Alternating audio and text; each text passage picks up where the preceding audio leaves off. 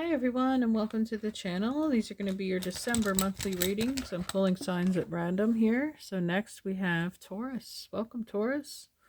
Alright, so starting off with some basic sidereal astrology, we do have a full moon in your sign if this is your first house.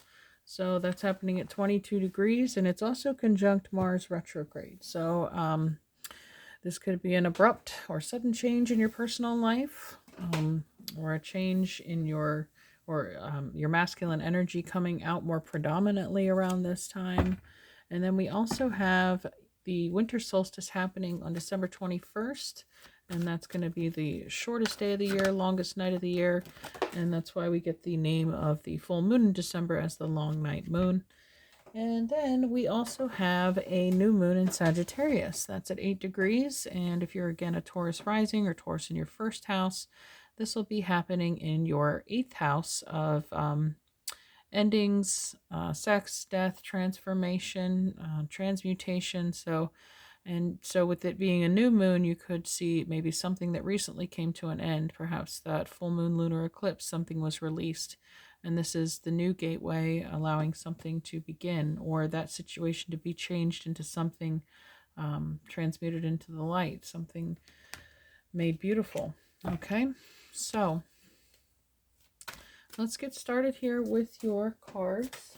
I will say this, when I was shuffling and talking, this card did fall down on the floor. We have Jupiter, the Wheel of Fortune, number 10. So a completion, a changing of a cycle. Again, I felt like, after that full moon lunar eclipse, November 8th, 7th, 8th, that you could be again turning the page, turning the wheel, ready for the next chapter. So let's see what it is that we are completing, and we're ready to begin anew. It's like this, the fact that it looks like the gears of a watch. It's like the time is now. Again, full moons do bring illumination. We have that coming up for you in December 7th here. So I'm going to do a separate video dedicated just to that moon. But for now, I'm just going to look at Taurus general overall energy for December. And I mean, we are at the end of the calendar year, the Gregorian calendar, so it's natural to be wrapping things up. Maybe reviewing your year, how quickly it went by, what you accomplished, what you let go of.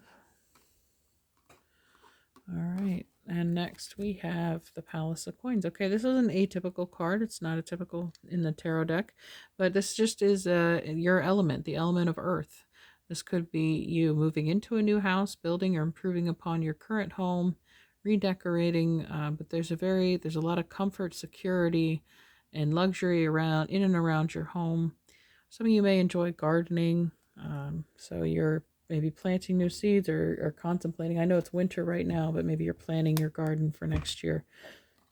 But there's a lot of abundance and comfort to be enjoyed in the physical pleasures, and Taurus enjoys that, the finer things. You're ruled by Venus.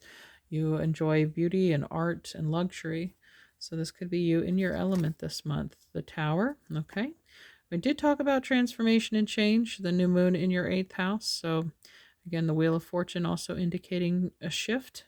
So 2 major arcana now indicating that, and with the Palace of Coins in between, it could be again a change in your home. Some of you could be relocating. And next to that, we have the 4 of Cups. All right, an emotional offer, moon in Cancer. An unexpected offer maybe too. Some of you might be getting transferred for work, or you might get a job offer that says, hey, we'll pay for your housing expenses. You want to come work for us, or change states? There we go. Queen of Cups. There's Cancer, Pisces, Scorpio, more Cancer energy. So you might be involved with a Cancer. Maybe again with the Tower there, that's big endings, big changes. That is that Mars energy, and we have Mars and the moon right next to each other. And I say your full moon. So yeah, we could be knocking down emotional walls. Somebody may have gotten through to you, or this could be an offer from somebody to support you through your healing process.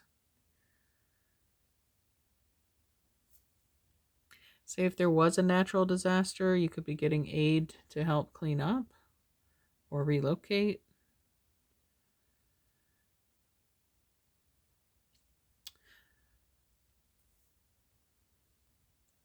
All right, obviously we're going to get some clarifiers here about this tower and the Wheel of Fortune. These are huge changes, so let me take a minute and see which deck is speaking to me for that. We're going to go traditional, okay? Good old Rider-Waite, clear and basic. Let's see, what are these changes that Taurus is experiencing this month?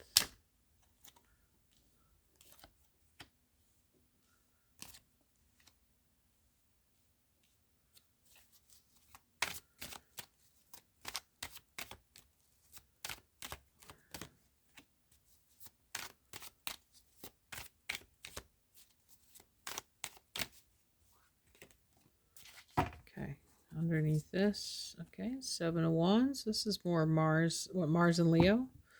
So protection, self-defense,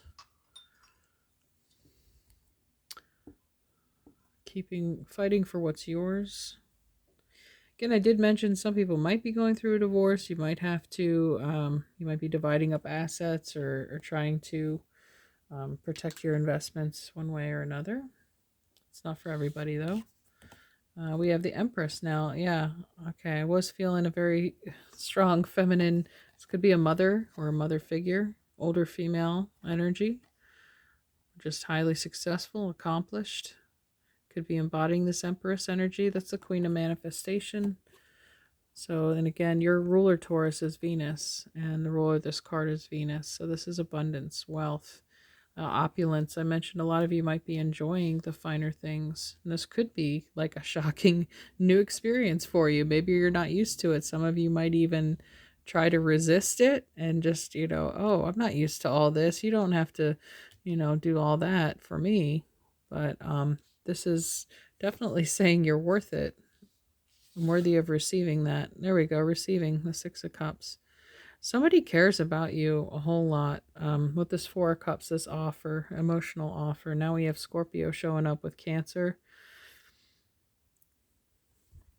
Somebody is showing their gratitude to you also. They might just be showering you with gifts. Devil, okay, that could have to do with, again, temptation. So somebody could be making an offer again. Why don't you move in with me? I'll take care of you. You can have everything you want, male or female, whatever. But I'd say read the fine print. Nothing's for free, and some caution and review might be in order.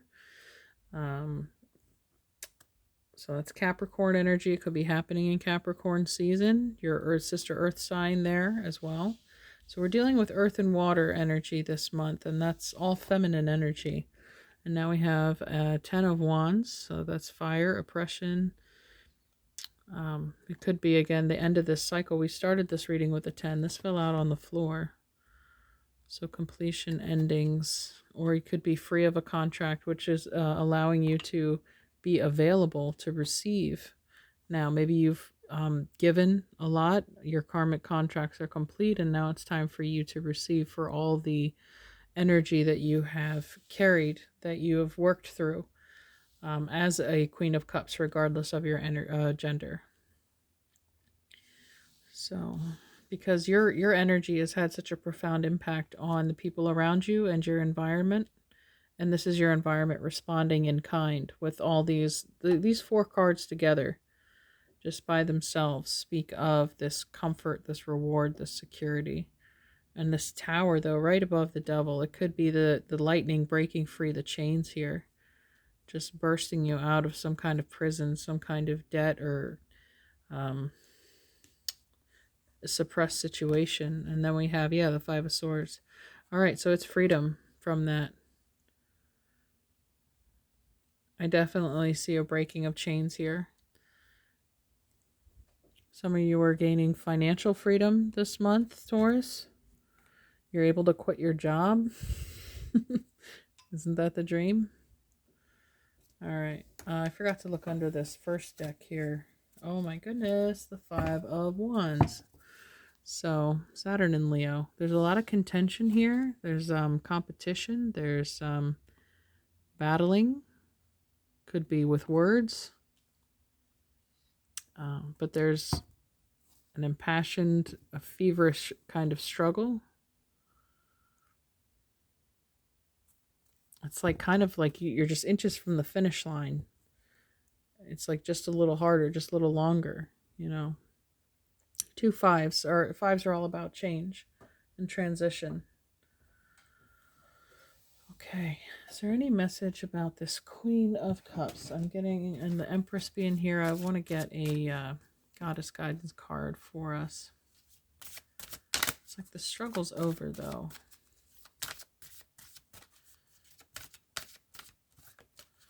Any message for us about the Queen of Cups? Okay, more ocean water energy. Interesting. She's got the dolphins in the background, right? And she's got a dolphin here. Yamanya, a golden opportunity. Important doors are opening for you right now. Walk through them. Yeah, I think it's like the struggle is over, is how it feels. Because with this reading starting with the Wheel of Fortune, you know, the wheels have turned. My, how the tables have turned, right? Somebody also might be coming back with the Six of Cups there and noticing your glow up and seeing how successful you've become. And they may have an offer for you. And that might be the devil, the temptation to go back with somebody. But it's like, where were they when you were struggling? When you were fighting for everything that you currently have now? Next I pulled Diana. She's a goddess of the moon. Artemis, goddess of the hunt. And with the bow there, I think a Sagittarius. And we're in Sagittarius season right now in the tropical zodiac, but focused intention, keep your unwavering thoughts, feelings, and actions focused on your target and you will make your mark. Yeah, focused determination. I think that's where all this hard work came. It's like you had one goal in mind and you put forth your concentrated effort in order to achieve that goal.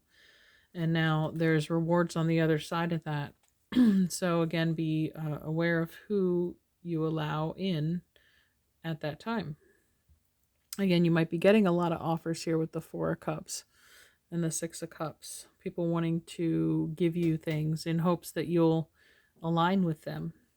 And underneath here we have Arakura blossoming. You are just getting started, so have patience with yourself in the process and do not give up. Okay. So yeah, that Ten of Wands speaks to that persistence, that not giving up until the job is done. There's no shortcuts.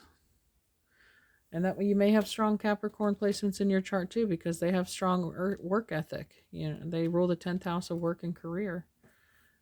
And if you're that driven and motivated by the outcome of success and whatever you define that to be, then there's nothing that can break your concentration this month. All right, Taurus. Let's see. Your medicine card for the month of December, please.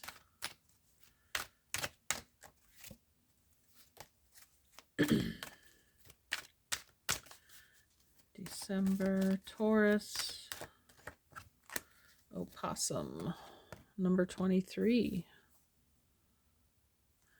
Just heard that playing possum, you know, playing dead. Just got the image like if somebody tries to contact you and you don't want to talk to them, you can always play dead, you know, like this person doesn't live here anymore, you got the wrong number, you know, whatever it takes. But let's see what the possum has to say. All right, the title of this card is Diversion. Opossum's greatest form of protection is to play dead. In doing this, opossum confuses many a predator into believing that the game is over. Oftentimes, the confused rival walks away or looks the other direction for a moment, and opossum runs to safety. Opossum medicine uses a great deal of strategy. If all else fails, opossum plays dead. It has the ability to fight with its claws and teeth, but it rarely uses this form of protection. Instead, the supreme strategy of diversion is constantly employed when things get a little too hard to handle. Opossum has developed an act that would receive an Academy Award in the animal kingdom. The musk of the death scent is excreted at will, adding to the master play that sends enemies on many trails of confusion. If possum has turned up in your cards today, you are being asked to use strategy in some present situation. Rely upon your instinct for the best way out of a tight corner. If you have to pretend to be apathetic or unafraid, do so. Oftentimes you refuse to struggle or show that hurtful words bother you. Your taunter will see no further fun in the game. Yes, don't let those people drag you down. We have, this kind of instinct to defend ourselves with the Seven of Wands. When you have this competition going on in the Five of Wands and the Five of Swords, there's some kind of banter, there's some kind of conflict externally, and it's very tempting with the devil to get tied down to that energy. And I think you've had enough of that this month, and you're deciding to separate yourself from those lower energies or those environments where those energies congregate by the execution of the Tower and the Mars energy. There's something that has to be destroyed and let go of. Okay.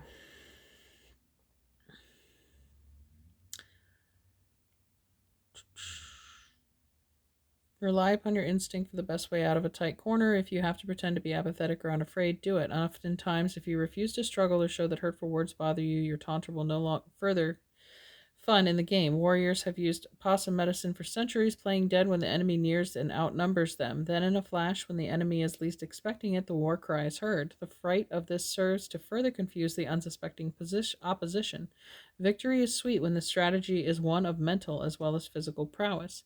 Possum may be relaying to you that you are to expect the unexpected and be clever in achieving your victory. This could be a victory over a bothersome salesman or a noisy neighbor. In essence, Possum is beckoning you to use your brain, your sense of drama and surprise, to leap over some barrier to your progress. Okay. So you're going to be clever this month and use your mind to think your way out of a situation rather than succumbing to a baser energy of aggression or reaction as opposed to responding to a situation. Okay.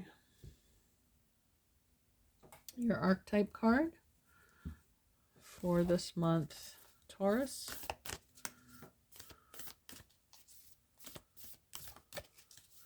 Taurus, December.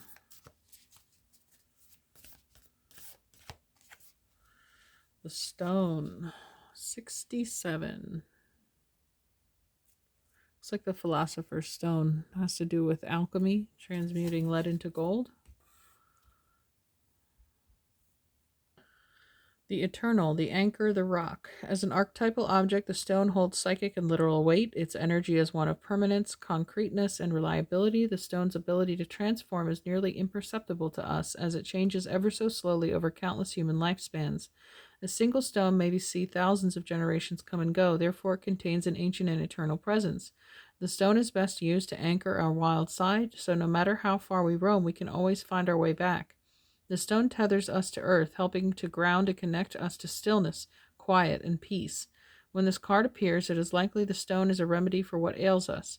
Humble and easily unnoticed, the power of the stone balances the frenzy of our world. Well, you're an earth sign, Taurus, so this is very fitting. I think it's, trust your instincts as an earth sign. Stay grounded and rooted. You're very practical, again, using your cunning of the possum to outwit your enemies. You're patient. You're not in a hurry. You can't rush success or lasting success or change. So this is you having patience and being thankful for the process, and that it's going to, if you want that outcome of the Empress and the Palace of Coins and the Wheel of Fortune, it's just going to, it'll come in due timing. Build a cairn in nature. Find inspiration in Andy Goldsworthy's stone egg forms. Okay, I don't know what any of that means. These are the side notes of the book. In Jewish mourning tradition, stones are left at graves rather than flowers. Sit with this vision for a moment and see what unfolds. When light position, the stone is steadfast, loyal, committed, and present. When dark, weighted down, holding back, or cold. Okay.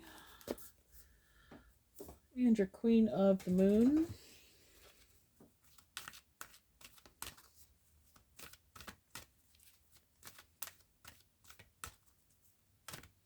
You could be somebody's rock this month, with the Tower, it's usually you see it blasting apart, throwing stones everywhere. I guess it kind of makes me think of that, was it the parable that he who is out without sin cast the first stone or whatever, or don't throw stones in glass houses. All these phrases are coming to me because of this kind of conflict card that we have going on, this theme in this corner. I would be careful of throwing stones. Here we have boundaries. That works out great. Yeah, number 12. whether those stones be literal or words. But yeah, I would say focus on retaining your energy and keeping yourself centered and grounded. So number 12, and don't let others unground you. And I think that's what the boundaries card is reflected here in the Seven of Wands too. It's kind of like that protective nature. Okay. Judging what you need and what you don't need allows you to place healthy boundaries. You teach people how to treat you. Judge what is healthy and right for you with clarity and care. Simplify. I can say yes or no with authenticity and clarity. In times of sickness or, say, the presence of very strong emotions such as grief, we often naturally simplify. We cut out all extras that are too hard or too complex at that time. We might not take up an invitation to an event we might have to work at attending. We might only watch a film we know uplifts us. We might only want to see or communicate with friends we know and trust to understand, love, and support us, warts and all. We might only choose to spend the depth of our heart and time with a few people rather than many, and we become vastly sensitive to those we now discover take their unfair share of our energy. Yeah, I mentioned that as far as the devil goes, somebody might be, taking more than they're giving to you. So having healthy boundaries and knowing when to say no and all that is going to help you. This might also look to our body more compassionately and eat nourishing foods to heal it, do comforting things for it to recover more easily, or just decide to rest completely. If we are healthy people, we naturally action a kind of simplicity and a set of boundaries to protect ourselves so we can give ourselves some space to heal. What if we did this all the time? What if we more consciously chose more simply and specifically for the benefit of our own mind, body, and spirit? Yes, life is complex, but it can be richer and more enjoyable if we pare back what is negatively extra and choose a more deliberate and authentic path. We don't need so much fluff and people pleasing and running about madly and fast food and fast fashion and gossip and hardcore Olympic level scheduling and stress. We just don't. Look at what you chose to do last time you were forced to simplify. If it was a positive choice, maybe that could be your starting point for something better today. This judgment you made was for you, and it worked. Not all judgment is bad or to be avoided. Every single one of us judges every day. We judge what brand of washing powder to buy among many. We judge what we will accept and what we will not. If we don't, we do not have values or we do not have boundaries. Huge issues for some. To simply focus on your own experiences and not look outside yourself for justice may all be very nice for gurus, but for those of us who want to be in the change they wish to see, I judge happily that certain things are unacceptable. So I strive to change those things. People judge that slavery wasn't right and involve themselves in change, even to the extent of waging war. People judge that whaling wasn't right, so it's been banned in most countries. Boundaries teach people how to treat us, and this is a kind of positive judgment. Companion stone or metal is obsidian. Okay. And it's interesting, we have a stone here that's sort of black, like obsidian. But that might be beneficial for you to carry this month. And let's get some angels and ancestors, and we'll wrap this up pretty soon. Any messages for Taurus?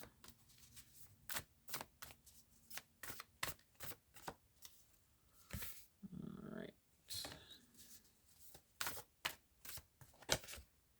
Medicine Guardian, be open to healing information. Yeah, so the Queen of Cups did come here. There could be an apology coming, and that could smooth over any contention that you've had in your relationships. So it seems like healing words are on their way.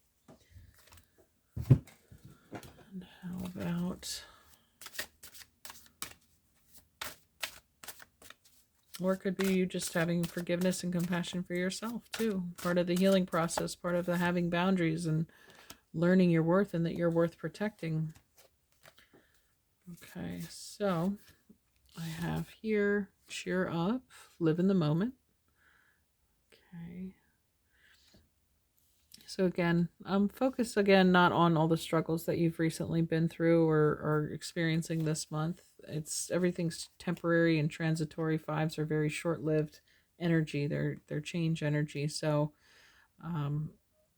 everything is temporary, of course. Stay focused on the big picture, on your personal goals. All right. Let's go ahead and get some Making Magic cards for you.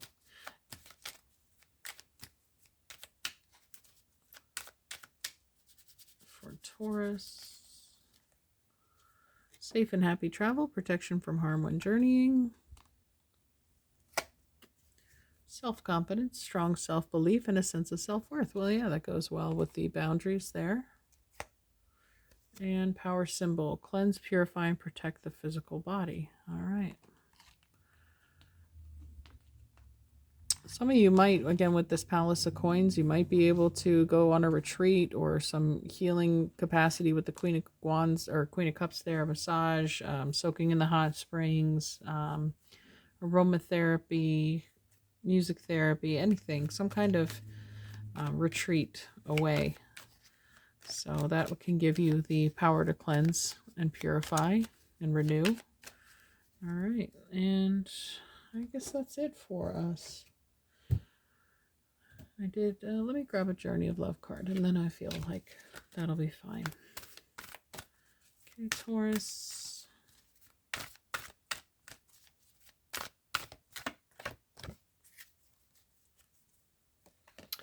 Heaven, number 70. This is the last card in this deck. So we started with the Wheel of Fortune, that being a completion of a cycle, and here we are again at a completion. Heaven, obviously, it's like an ascension, you know, a leveling up from this plane to the next. Let's see what Heaven has to say.